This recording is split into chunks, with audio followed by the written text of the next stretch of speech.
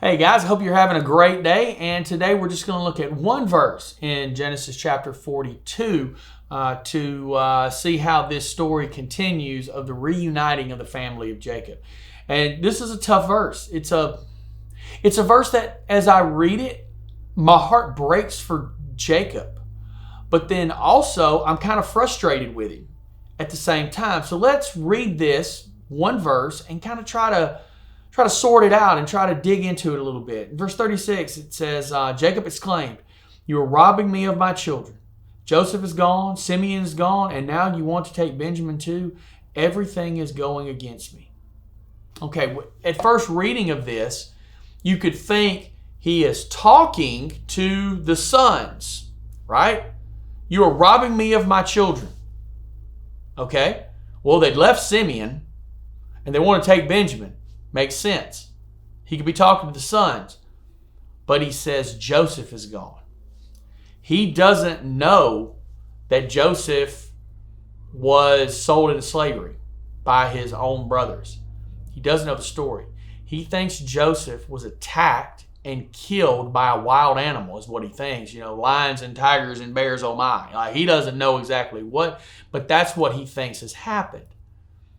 He doesn't know. So who's he talking to here? See, I think he's talking to God. He says there, everything is going against me. This is an issue of trust between Jacob and God. And I think all of us can find ourselves in this place from time to time of struggling to trust God in bad circumstances. Because, see, we just see one, maybe a half step ahead, right? We don't know what the next day holds. We don't know the whole story. And so a lot of times we become trapped in our circumstances. Think about it like this. It's almost like we're sitting there and we're trying to look at everything in the room, but we're only looking through an empty paper towel holder, right? And it's just, we got this deal going on. And we just have that little slight tunnel vision.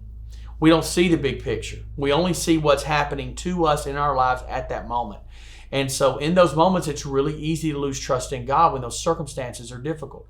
But God doesn't see it that way. God sees the entirety of the picture.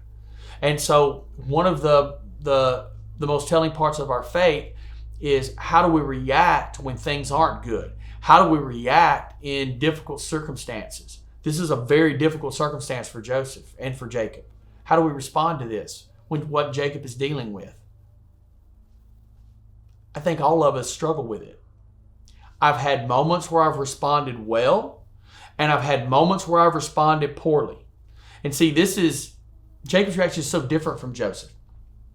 Joseph was put in very, very difficult personal circumstances. From being sold into slavery to be accused of rape to being thrown in prison for years. This was not a pleasant trip. And we don't ever see Joseph using this kind of language. We don't ever see Joseph seeming to have this kind of trust issue with God. And that speaks so highly of Joseph. I mean, do we know every thought that came through Joseph's head? Do we have a blow by blow of every day for all those years? No, we don't. But the Bible doesn't record those things about Joseph.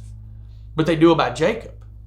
So Jacob seems to not be responding near as well as Joseph did. And see, I think that's indicative of us. I think we all, as Christians, we all have some characteristics of Joseph, and we also have some characteristics of Jacob from this particular story, this particular verse.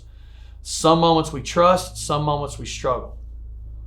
But if we know that about ourselves, we grab onto the truth of who God is. Even in difficult moments, we can trust. Too many Christians can have that same idea of everything's going against me, everything's going bad. Why does God hate me? God doesn't hate you, okay? But God may take you through deep things. He may take you through difficult waters. He may take you down the rapids. But He has a plan as you walk through those.